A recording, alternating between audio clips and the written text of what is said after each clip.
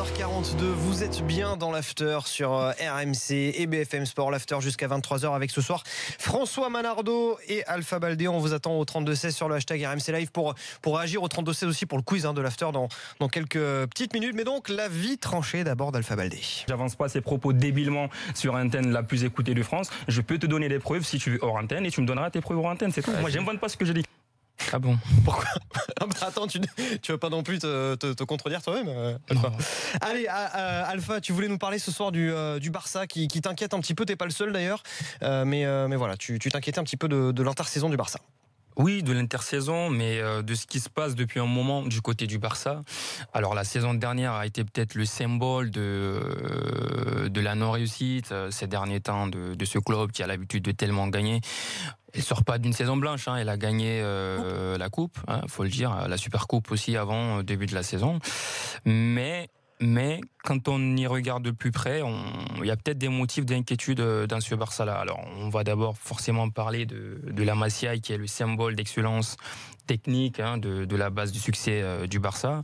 Donc, est-ce que l'ascenseur social menant vers le Barça B, donc cette équipe où on piochait souvent les Piqué, Messi, Puyol, pour s'arrêter là, vers l'équipe A, est-ce qu'aujourd'hui, parce que tu peux les citer beaucoup, est-ce qu'aujourd'hui, on observe que ça a tendance à s'arrêter au fait. Par exemple, on n'est plus en 2012 où le Barça aligne 11 joueurs issus du centre de formation, par exemple. Quoi. Je crois qu'il y a eu un match cette année où même ils avaient aligné, je crois qu'un Catalan sur la feuille de match, c'était Sergi Roberto face à Alaves. Et il n'y avait que Messi, en plus de Sergi Roberto, qui venait de la Masia. Voilà. Donc voilà, quand tu regardes là et que tu sais que les derniers succès du Barça viennent en grande partie de l'apport de la Masia et qu'aujourd'hui, il y a véritablement, enfin en tout cas, il y a des signes qui annonce un changement de cap dans ce sens-là, parce que la Masia cette saison, tu as quand même 12 joueurs sur les 21 qui sont éligibles en U21, donc tu as beaucoup de joueurs qui sont âgés qui viennent en équipe B pour renforcer cette équipe-là, pour rentrer dans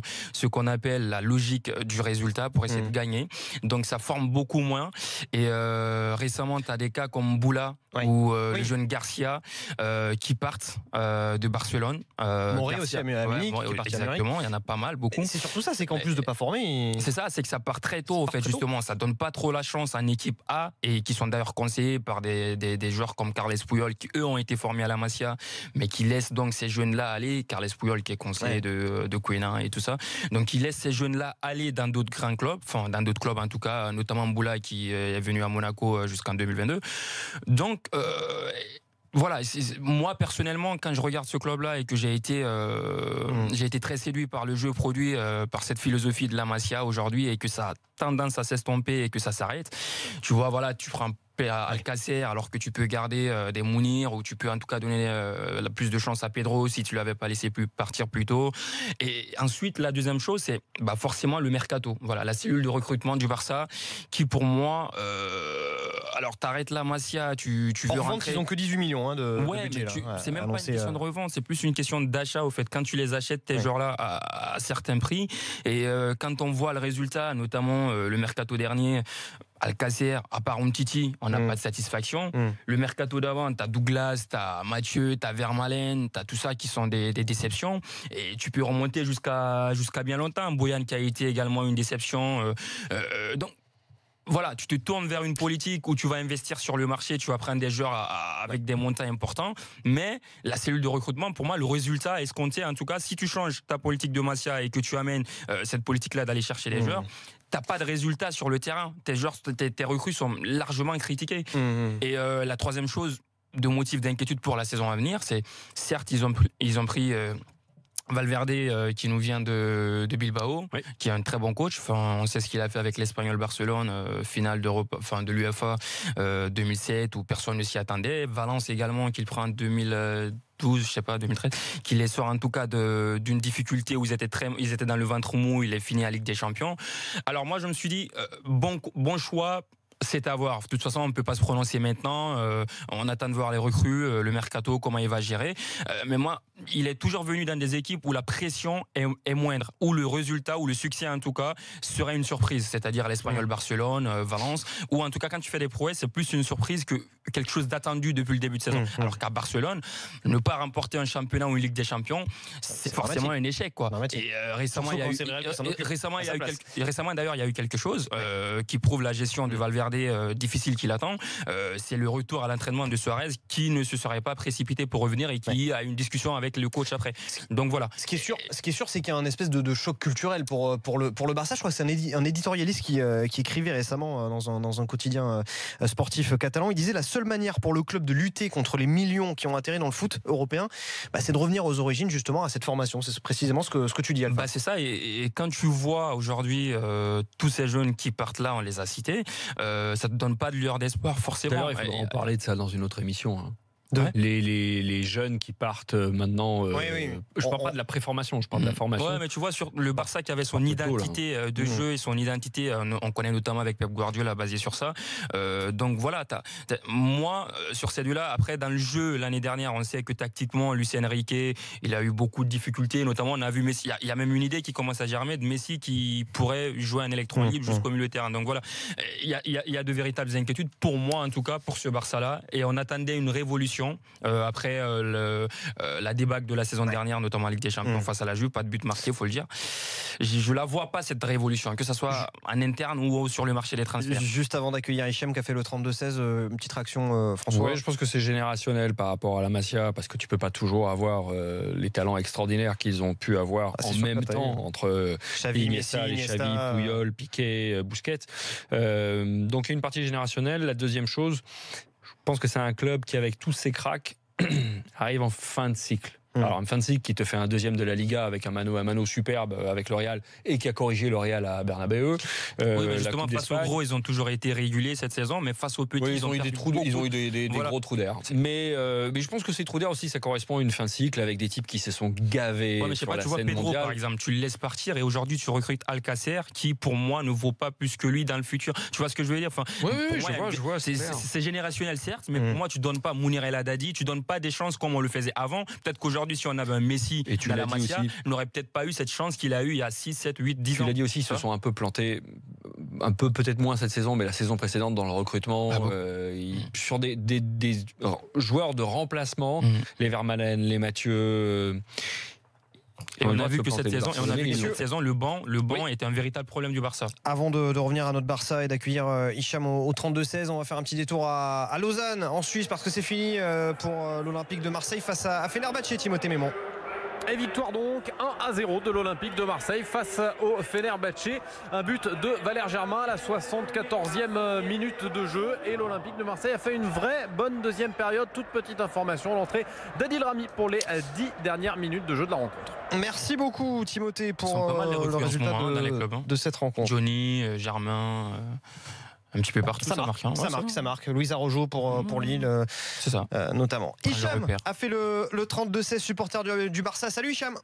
Salut, bonsoir à tous. Est-ce que tu partages l'inquiétude généralisée ici sur le plateau de l'After par rapport au futur du Barça? Alors, en fait, il y a vraiment 2 points. Il y a, alors déjà, l'inquiétude évidemment sur les dirigeants. Après, il y a vraiment 2 points différenciés pour moi. Il y a la formation. Effectivement, elle n'est pas au niveau des dernières années, de l'année 87 notamment.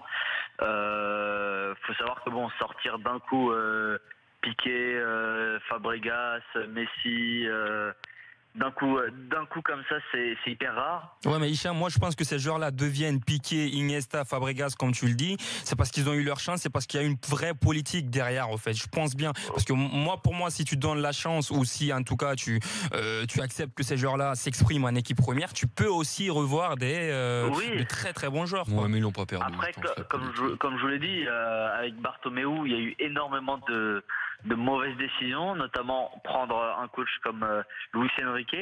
Alors Luis Enrique, il a fait Martino le triplé, avant, ouais. Ouais, alors Luis Enrique, il a fait le triplé, mais par contre, il a complètement renié évidemment ses valeurs dont tu viens de parler, le fait de faire jouer les jeunes. J'ai vu une statistique où par exemple Guardiola avait donné plus de 3000 minutes sur une saison à des jeunes de la Masia et Luis Enrique était à 500 minutes. Oui, mais Hicham, tu les donnes, pardon, te couper, mais Hicham, tu les donnes ces 3000 minutes si tu penses que les jeunes de la Masia ont des qualités qui te permettent de les leur offrir.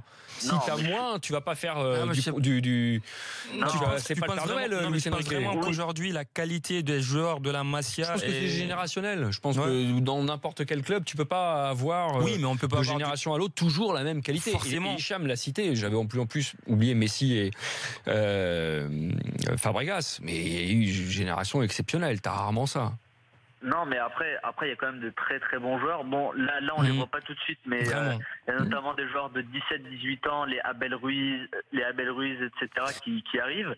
Mais après, moi, là, je vais parler de l'équipe première, où là, je suis vraiment pas très inquiet sur le futur proche. Je dis bien le futur proche, parce qu'évidemment, il y a Iniesta qu'il faudra remplacer bientôt dans 1 ou 2 ans.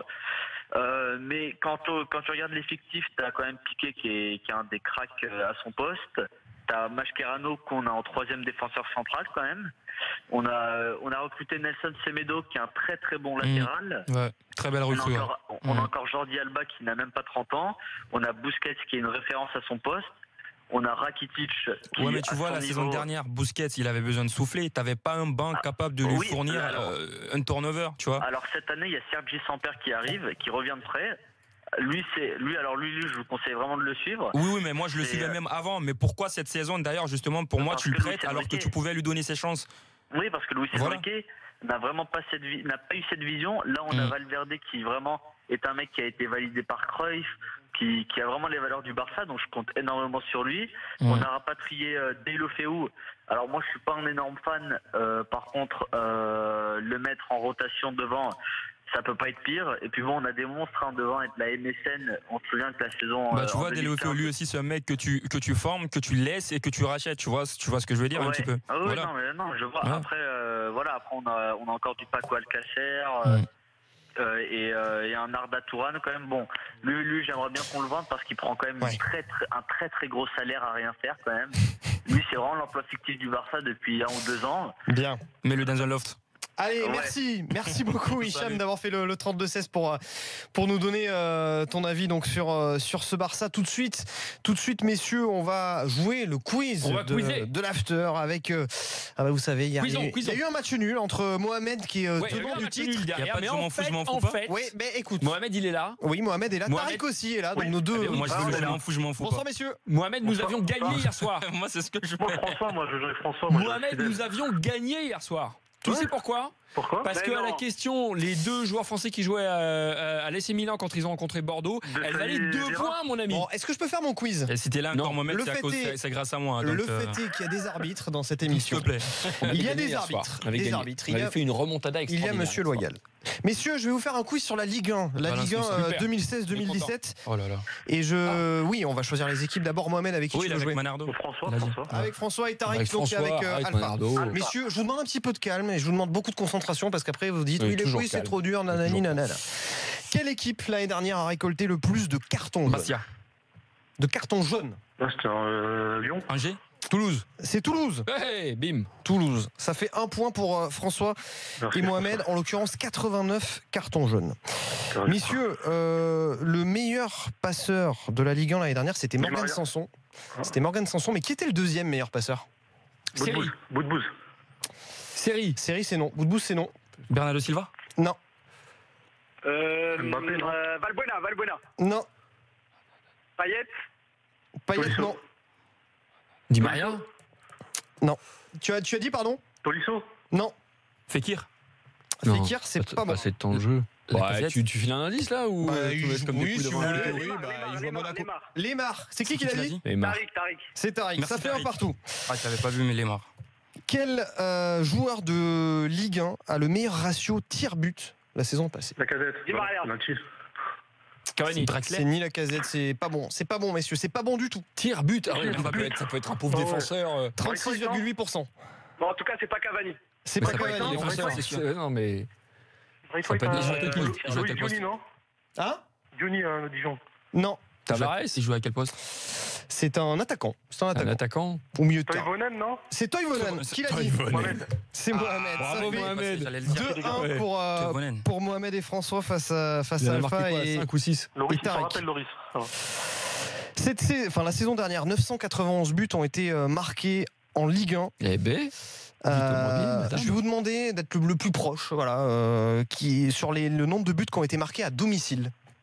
Sur les 991 buts. Voilà. Combien ont été marqués à domicile? François, 400. Tu dis 400 480. 480 pour Alpha. Tu as dit 650, c'est qui? Mohamed. Et Tariq, tu dis? Moi, je dis, allez, 550. Oh, t'es fort. T'es très fort, Mohamed. C'était Mohamed ou Tariq? Non, Tariq. C'était Tariq. C'était 588, Tariq. Ça fait 2 partout. Je te paye un resto. Allez, la dernière question. La dernière question pour se départager. Quel gardien a connu le plus de clean sheet Subasic. La saison passée? Non, c'est pas Non, Marseille. Qui a dit? C'est moi qui l'ai dit. C'est Tariq qui l'a bien connu. Dès le début. C'est Tariq. C'est Tariq, monsieur. Mais c'est qui? C'était Yoann Pelé. C'était Yoann Pelé. 18 clean sheet. Subasic, il est deuxième. C'est Tariq qui. C'est Tariq, Mohamed, c'est pas grave. Mohamed, arrête, c'est la question que tu m'as posée avant. Salut, Momo. sois bon perdant, Momo. Merci. Qui a gagné à Tariq et Mohamed? C'est Tariq. C'est Tariq qui a remporté ce quiz de l'after. Tariq, qui est donc le nouvel homme à battre. Alpha. Voilà. Alpha, il aurait pu avoir un joker par rapport à notre victoire volée. C'est comme ça, messieurs. C'est pas possible. L'after revient demain sur RMC et sur BFM Sport. Voilà, l'after revient. Salut, ça va être sympa de l'été. On va passer encore de bons moments avec l'actu mercato. Dans quelques petits instants, c'est le best-of de l'intégral tour. Très bonne soirée à tous à l'écoute d'RMC. Ciao.